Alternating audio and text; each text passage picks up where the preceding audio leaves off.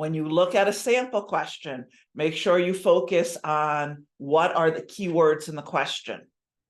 A PM has just been assigned to a new project, involves developing a mobile app for a large e-commerce company.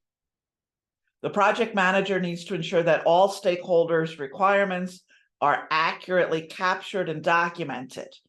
Which of the following techniques should the project manager employ to achieve this goal? You tell me, what are the keywords in the question?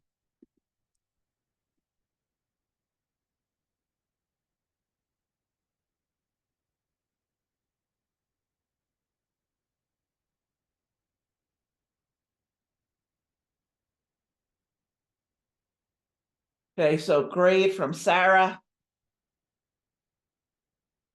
All requirements accurately captured and documented. That's what I would agree. Those are the key words. Now let's look at the 4 choices. Which of these methods do you think we use to accurately capture and document requirements?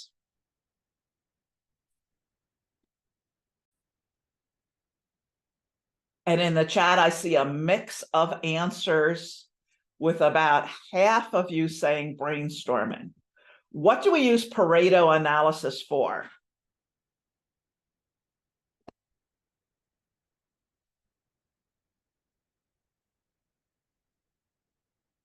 So A is wrong, but let's click on it. Pareto analysis is used to prioritize tasks or problems based on their impact or frequency. So A is wrong. It's not Pareto analysis. What do we use EVM for? So what do we use EVM for?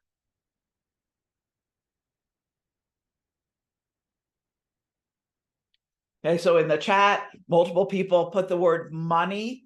So EVM is wrong. It's a technique used to track, measure, and forecast performance, comparing planned versus actual. It does not help with capturing stakeholder requirements. So EVM is wrong. What do we use Monte Carlo simulation for?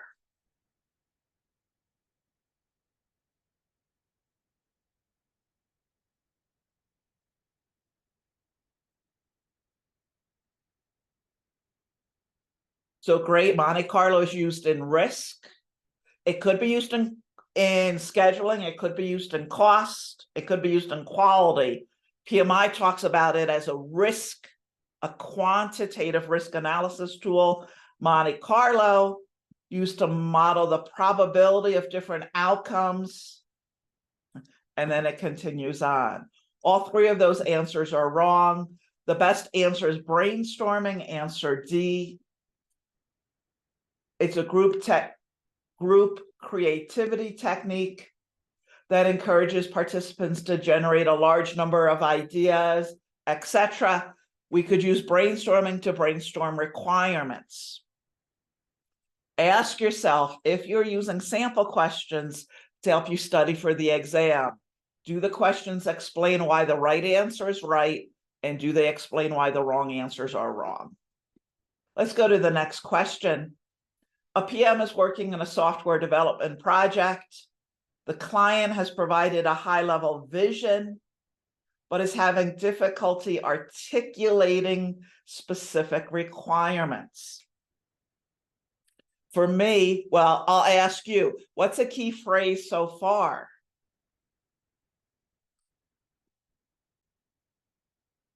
Maybe high-level vision is a key phrase. Maybe difficulty articulating specific requirements is a key phrase. The PM wants to help the client refine and evolve their requirements before proceeding with development. So what might be another key phrase?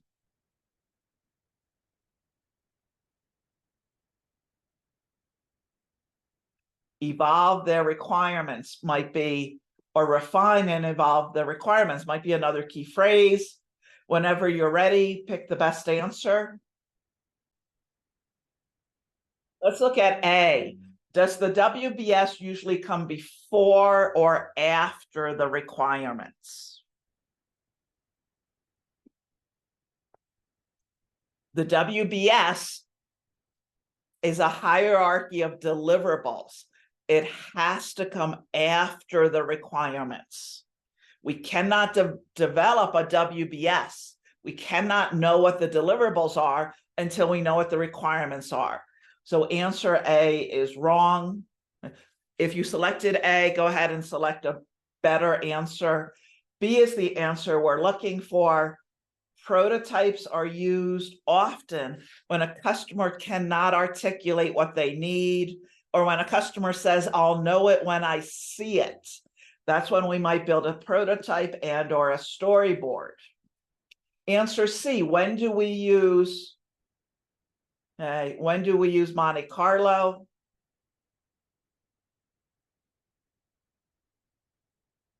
Again, Monte Carlo is used in risk, quantitative risk analysis. When do we use SWOT? SWOT is part of what? Again, SWOT is part of risk, strengths, weaknesses, opportunities, threats. It's interesting. I was on a call with the Olympic Committee just a few nights ago, and they were using SWOT analysis, personal SWOTs. I found it really interesting. B is the answer we're looking for. There's a comment in the chat. Let me address it. It says, aren't prototypes part of the development process, though? PMI's view is that prototypes are used to collect requirements. So that may or may not differ from the way you use prototypes. PMI says we use them to collect requirements. Realize that with some projects, collecting requirements may be an ongoing process, and thus prototypes could be used multiple times. They're visual representations of a product or system, help the client better understand and articulate their requirements. A project manager is working with a new startup company that is following the lean startup methodology. The project manager is asked to develop a lean canvas to help the team understand and communicate their business model effectively. Which of the following should be included in the lean canvas? Okay, great. I'm seeing A's and B's and C's and D's. I did not ask you what are the keywords in the question. Now I'm going to ask you, what are the keywords in the question?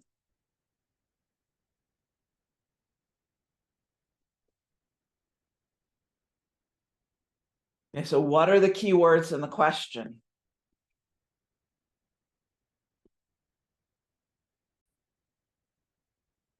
Great. Lean canvas is a key phrase in the question. Another one is business model.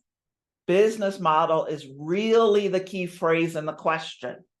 When you look at the four choices, which choice do you think relates to a business model?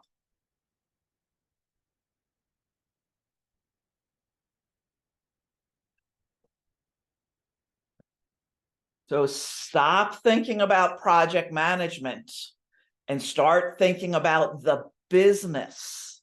This is a startup.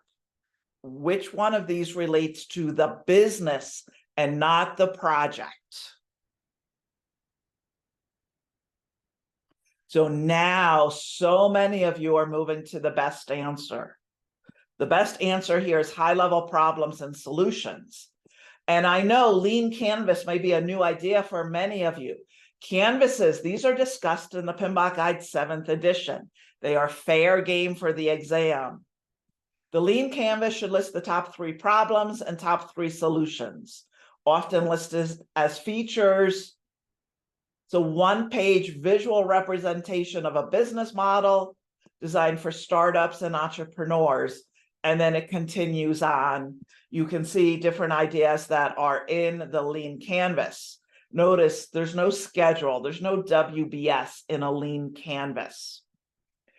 Let's regroup here.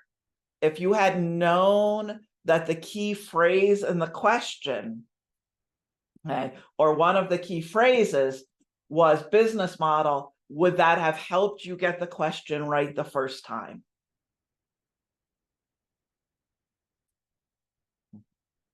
What I'm pushing you here to do is to not jump to the answers, but to look for keywords in the question. Let's keep moving. A PM is working on a project to improve the efficiency of a manufacturing process. The project manager wants to ensure that all relevant requirements are identified and addressed. Which of the following techniques should the project manager use to draw out requirements from available data and observations? Whenever you're ready, go ahead.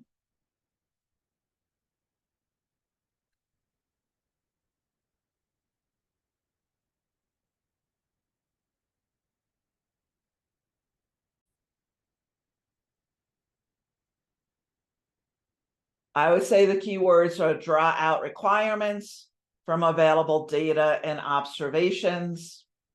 Resource leveling. Why do we use resource leveling? So resource leveling is wrong. We use resource leveling to optimize the allocation and utilization of resources. Or I would say we use resource leveling to make sure that no resources are overcommitted. Delphi is a, let's click it here, consensus building method. Okay, reach a decision or forecast on a particular issue. So here's the tricky part. While Delphi can be used with requirement solicitation by gathering input from stakeholders, it does not directly involve analyzing data or observing processes. So let's go back to the question. The phrase available data and observations makes Delphi wrong. Does that help all of you that selected Delphi?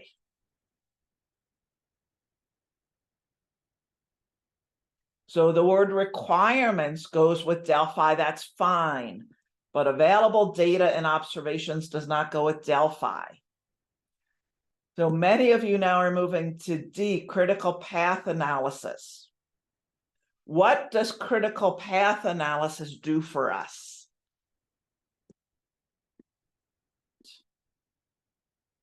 So again, critical path analysis relates to developing the schedule. Developing the schedule comes a long ways after the requirements. So the answer we want is root cause analysis. So it's the word requirements, but more importantly, it's data and observations. That brings us to root cause analysis. So data and observations, problem-solving technique. By analyzing data, processes, defect logs, we can identify patterns, inefficiencies, areas for improvement, which can be translated into specific project requirements. I want to be real clear here. Do not beat yourself up if you got this question wrong. Almost all of you got this question wrong the first time. So don't beat yourself up. The question to ask yourself, did I learn anything from this question? And comments from anyone. What did you learn from us looking at and reviewing the question? Few of you are putting the same thing in the chat, and that's great. A few of you are putting that you didn't clear, that you identified the keywords, but then you didn't use them to eliminate wrong answers. So my big takeaway for you from this question is when you identify keywords, then use those words to select or eliminate when you look at the answers. Other comments, root cause analysis maybe has a broader definition from PMI than what we're thinking about. So that's great. Okay, now we're back to the lean canvas. Think, what did I learn last time about the lean canvas that might help me this time? A PM is working with startup, lean startup, none of that matters. The team is in the early stages of product development, wants to create a lean canvas to help validate and communicate their business model. Which of the following elements should be included in the lean canvas? Okay, what are the keywords in the question? Better. Validate and communicate their business model. That might be a great way to think of keywords. And then lean canvas. What did we learn last time about the lean canvas? The lean canvas focuses on the business model and less on the project. Whenever you're ready, select the best answer. Which one of these relates to the business?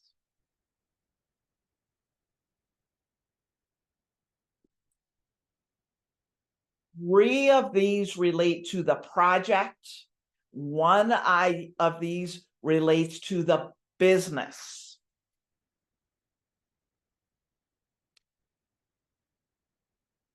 Which one relates to the business? Okay. Market is not here, so market is not an answer. So now as a group, you're doing much, much better. Quality relates to the project and the deliverable, so that's wrong. The schedule relates to the project or the deliverables, that's wrong. The risk register relates to the project, so that is wrong. The only one here that relates to the business is the unfair advantage. Even if I don't know what C means, I should know that A, B, and D relate to the project and not the business. So Mike, I'll get you your comment in just a minute. Does it make sense how I eliminated A, B, and D? Select, and we could have clicked on the wrong answers. I'm not going to do that. Mike, you are asking, what do I mean by the unfair advantage? It's one of the 9 elements in the lean canvas, which is a one-page visual of a business model. An unfair advantage refers to a unique, hard to replicate, and sustainable competitive advantage that sets a company or its product apart from the competitors. So Mike, did I help you there? It's what makes me different than all my competitors. That's my unfair advantage. It's a distinctive strength or advantage that makes a business model more likely to succeed in the market.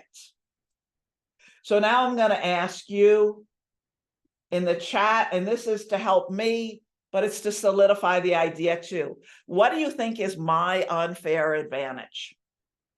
So what's Aileen's unfair advantage compared to all my competitors?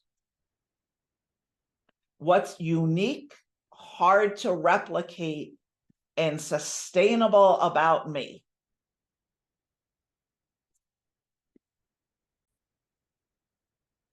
So I know I don't know some of you. Some of you I do know a little bit. Okay, so someone says, what makes me different is I explain why the right answers are right, and I explain why the wrong answers are wrong. Mike says a track record of success. I do live sessions, my teaching style, all my expertise and experience. I'll tell you, in just a few weeks, I'm going to hit my 25-year anniversary of teaching PMP Prep. Okay. And I run my own business, so I run projects too. I practice what I preach. I'm hands-on. I interact with my attendees. I'm just reading what you're putting in the chat. Using questions as a learning method. I think that's one of the things that sets me apart. Other people use questions so you can see how you're scoring. I use questions to help you learn. I focus on the exam. I'm going to click on one more thing that I think sets me apart. And a few of you listed it, but it's my Trustpilot reviews. I have 526 reviews on Trustpilot. If you look, 518 out of 526 are 5 for 5. My system has been proven to work, not because I say it works, but because 518 people say it worked. Okay. This person here, he used my class to get his PMP, and then he immediately tested for his ACP, and he got his ACP after my class too. That's how much content I have in my class related to Agile. It helped him pass his PMP, and then he moved right on and got his ACP. So let's go back here to where we were, and I appreciate your comments. I'm going to think about them more. Let's go on to another sample question. A PM is tasked with improving an organization's customer service process. To identify and prioritize the areas that need improvement, the project manager plans to draw out requirements, analyzing data, and observing the current processes. Which of the following techniques would be most effective in achieving this goal?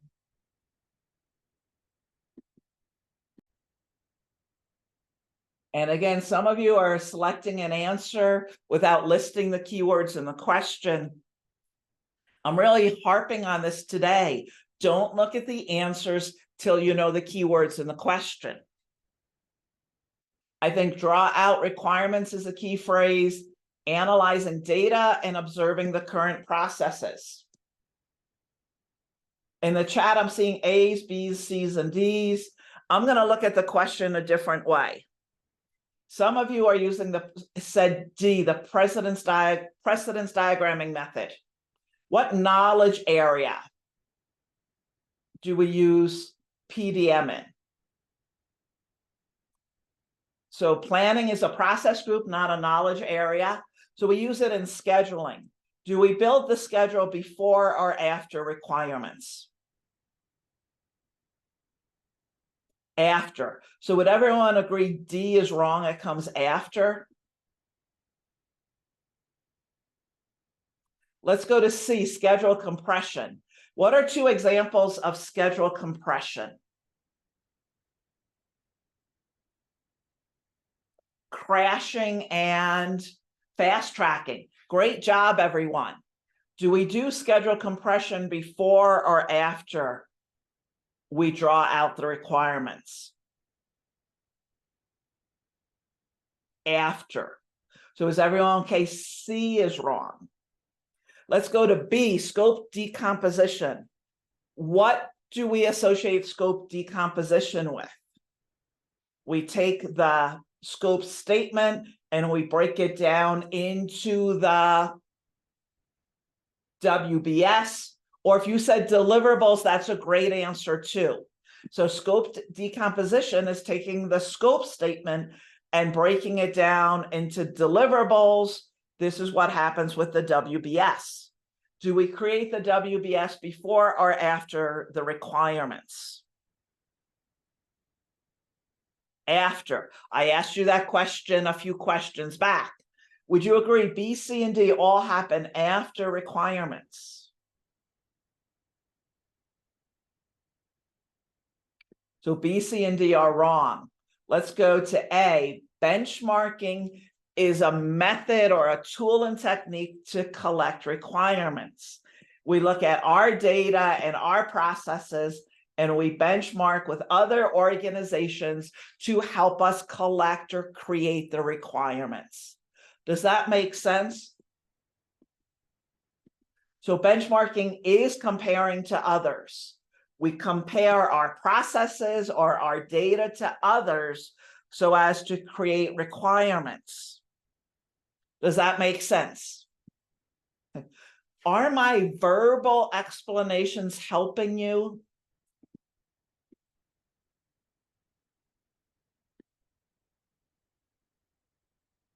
Benchmarking is a technique used to compare an organization's processes, products, or services against those of others, typically industry leaders or best practices, and then we can identify gaps, inefficiencies, areas of improvement that can be translated into specific project requirements. Does that help a little bit? So I want to switch gears just for a minute and then we'll come back. I want to show you a product I've created with approval and blessings of PMI. So what I've created is a PMBOK guide quick study. So it's 6 pages, it's laminated. And what it does is it takes the entire PMBOK guide 7th edition and breaks it down to its key points. This guide is sold right now on the bar charts homepage. I think it's $14.95 plus shipping. So I'm seeing from one person, I purchased this and found it very helpful. So that's great. I appreciate that. I know many of you have already purchased this. If you've already purchased it and you're willing, please go back to this site and there's the link and create a review. I'd really, really appreciate that because I don't have any reviews yet. So yes, it will be available on Amazon, though Amazon can be difficult to work with when you're selling something, but it will be available someday soon, we hope, on Amazon. Yes, quick study will ship internationally. And you choose your shipping method, and that will affect the shipping price. Again, if you've already used it, I'd ask you if you wouldn't mind to create a review. Great, let's go back to where we were. A PM is working on a construction project and has received a list of requirements from the stakeholders. The project manager wants to ensure that the requirements are well written and meet the necessary criteria, including verifiability. Which of the following actions should the PM take to ensure the requirements are verifiable? What would you say are the key words or phrases in the question?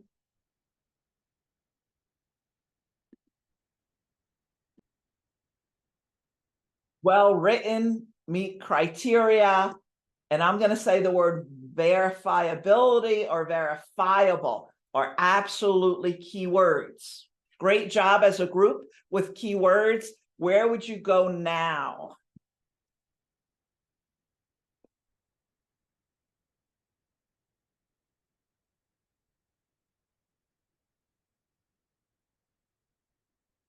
So as a group, almost everyone is getting this right.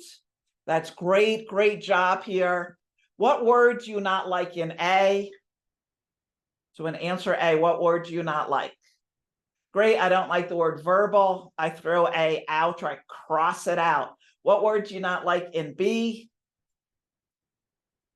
High level, abstract, I throw B out. What word do you not like in C?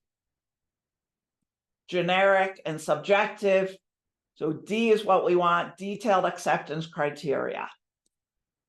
So that is great.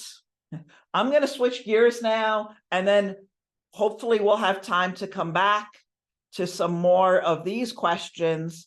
What we're going to do is look at my PowerPoint now.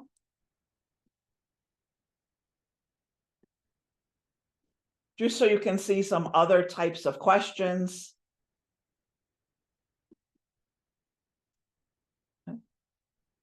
And could someone just verify that you're only seeing one slide right now?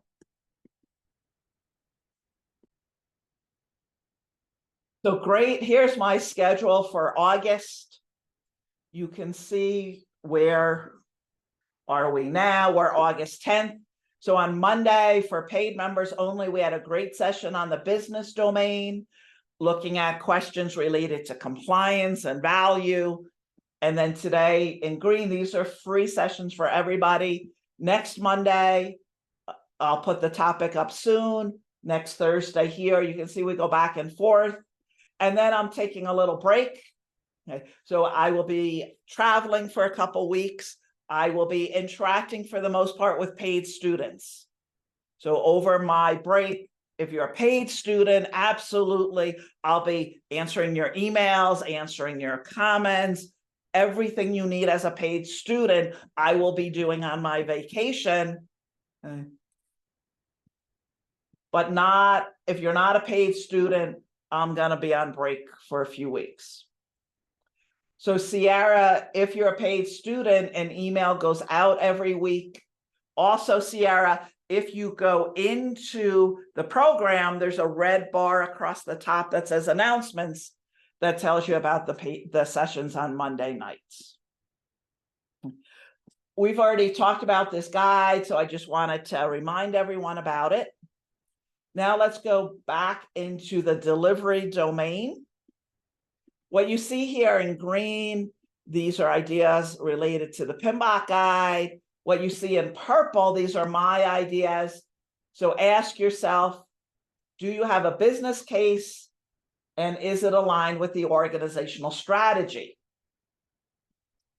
Are you achieving your business cases on the projects? Are benefits being realized as planned? Are you using predictive when your requirements for the most part are not changing? Are you using agile when you expect your requirements to change a lot? So these are the things in purple you should be doing as it relates to the delivery domain. Let's jump into a sample question. Okay, are stakeholders satisfied?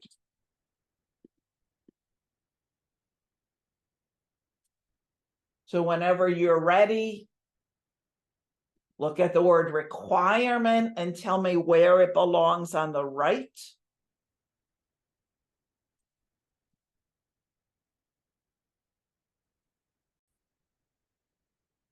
So great, requirement is blue. You notice we had some sample questions related to requirements already. Where would you put the work breakdown structure?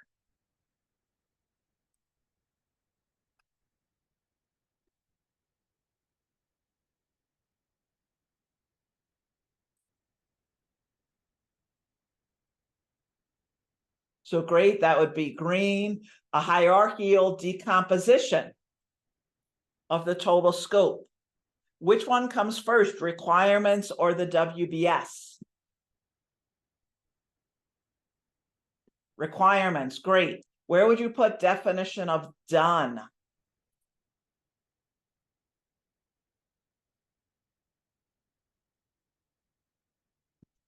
So this is easier, quicker for people. Purple, all the criteria that must be met for a deliverable to be considered ready for customer use.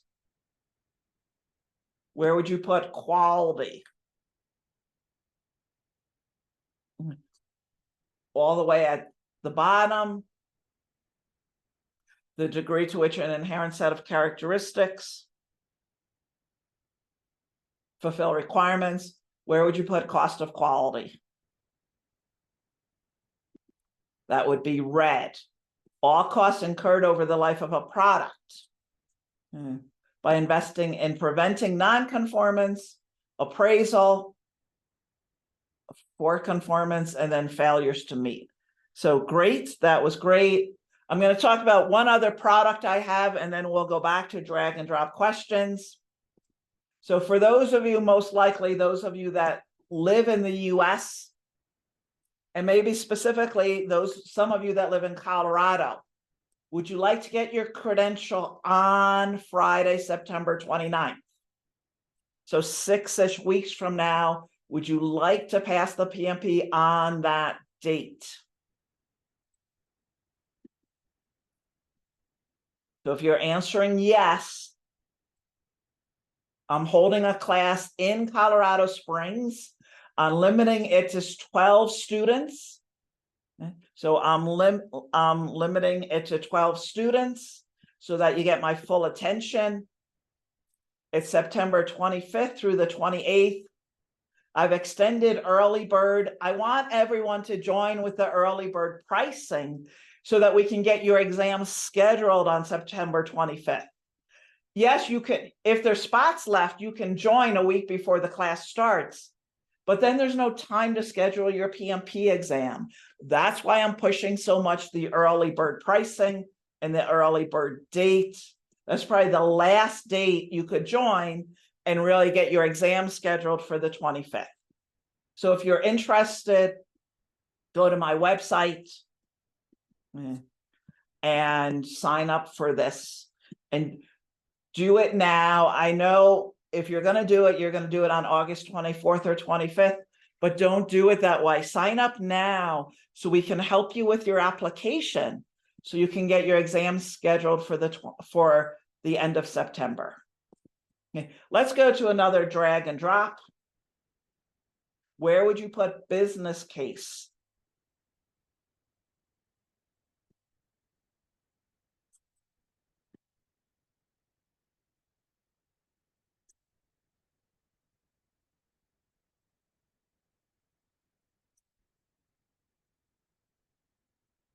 So business case would be blue, a documented economic feasibility study. Where would you put business model canvas?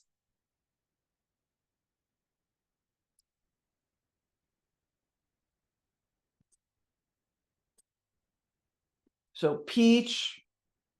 So the business model canvas focuses on the value proposition. Someone asked that question earlier and I delayed it until now. So I hope I've answered your question. Where would you put lean canvas? So green lean canvas is specifically for startups, broader customer problems and solutions. This is an example of a lean canvas. You can see problem, you can see solution, unique value proposition.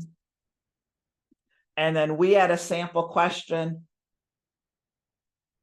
that asked about the unfair advantage. Do you see how it's a visual and it's one page? The next slide, this is a business model canvas. They're very similar. I cannot believe PMI would ask you the difference between the two. The lean one, the last one, the lean one is usually geared more for startups, though I actually like the lean one better even for my projects.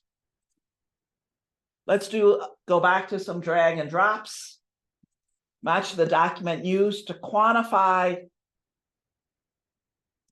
the project's desired outcomes to allow for periodic measurement.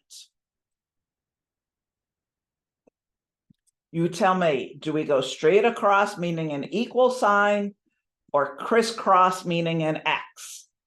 So we either put an equal sign or an X in the chat.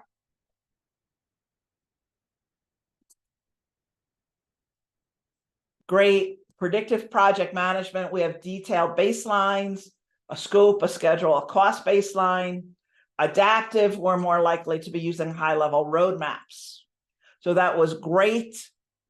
So someone is asking about this. Yes, I have a whole nother video with, I don't want to say video. I have a whole nother video and a whole nother quiz that talks about when do we select predictive versus agile versus hybrid. So I have a big quiz where each question you have to decide predictive, agile, hybrid. So that's a different quiz. Match. Again, you tell me an equal sign or an X.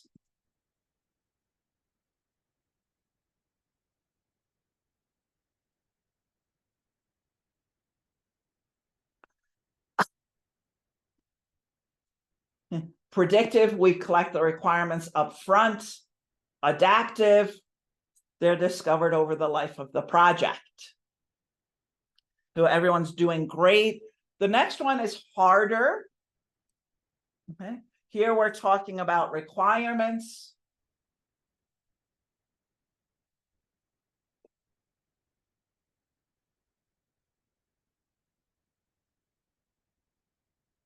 Where would you put clear?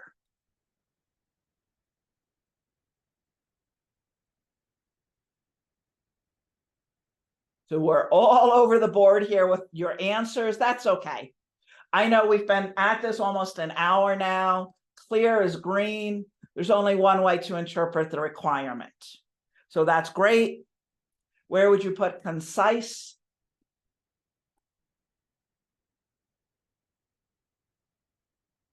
Concise is blue. I'm sorry, the blue at the top. So turquoise blue, stated in as few words as possible. That's great. Where would you put consistent?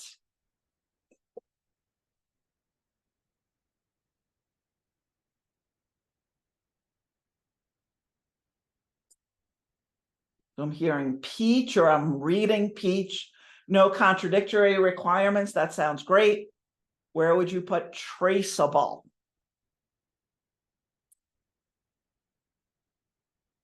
So traceable is dark blue.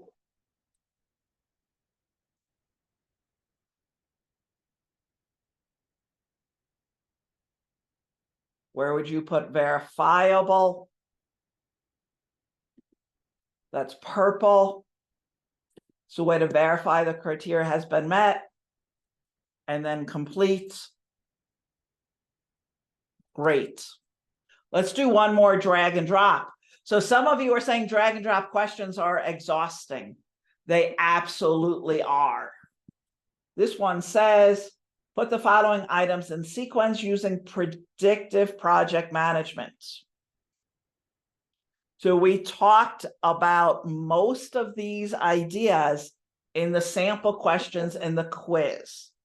Of all of these, which one comes first?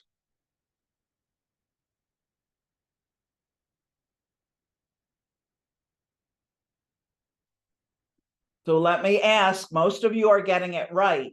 Do we define the scope or collect the requirements first? Great, we collect the requirements first. Then what do we do?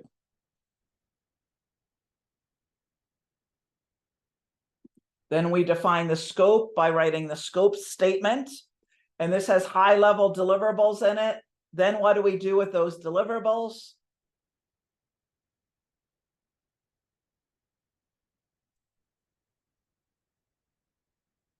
We create the WBS, which is a hierarchy of deliverables, and it may go into a lot of detail. Be logical here. Do you think we define the activities next, or do we sequence them next? Be logical. Great, we have to define them before we sequence them. I'll tell you, this group did great with this slide. Other times I've taught this, people have really struggled. I think maybe the difference is I'm getting clearer in my quizzes. And I think doing the quiz first maybe helped with this. We have almost 10 minutes left. I'm going to put it up to you. Do you want to continue with this? Or do you want to go back to more quiz questions? So put a P for PowerPoint or continue, a Q for quiz.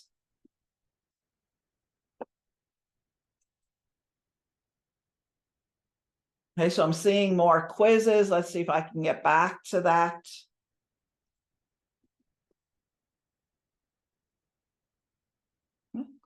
So we're back to the quizzes. I hope you can see it okay. A PM is working on a manufacturing project and wants to focus on improving the overall cost of quality. Which of the following actions should the project manager prioritize to achieve this goal?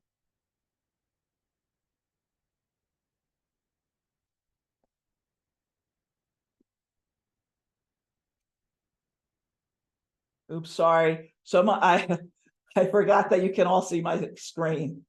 Okay. So keywords: improve, cost of quality, and maybe prioritize. Now, what would you say is the best answer?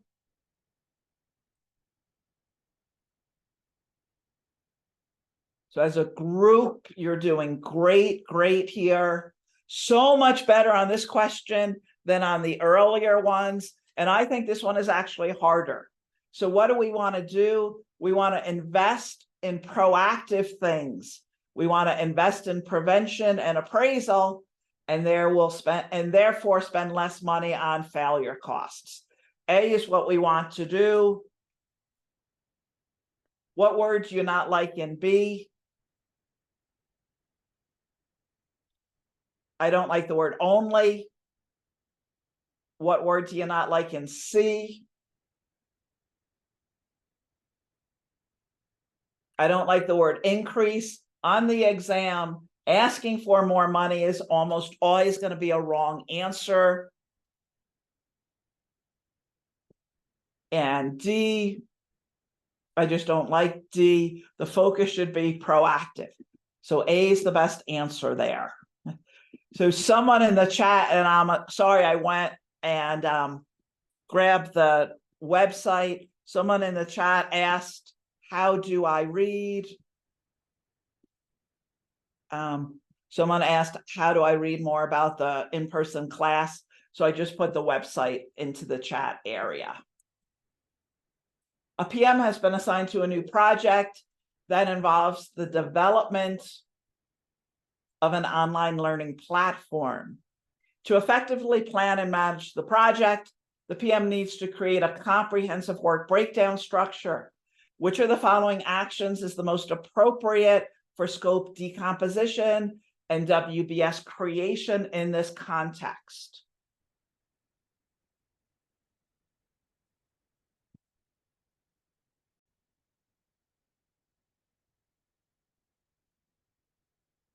And almost everyone is getting the question right. If you're part of my paid program, you can click on all the wrong answers. I won't do that. The best answer here, break the scope into smaller, more manageable components. So that's great. And I talked about keywords, etc. We're almost wrapping up. If you would be willing to maybe put some ideas in the chat, what went well for you today? What could I do better next time? And here I am, someone asked about my different programs. So this is my home page. And here it says compare our PMP programs. So I'll click on that.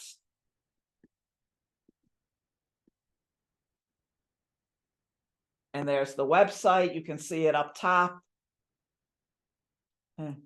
So how will you celebrate passing the exam? If you pass, not if, when you pass the exam, send me a really cool short video and I'll post it here.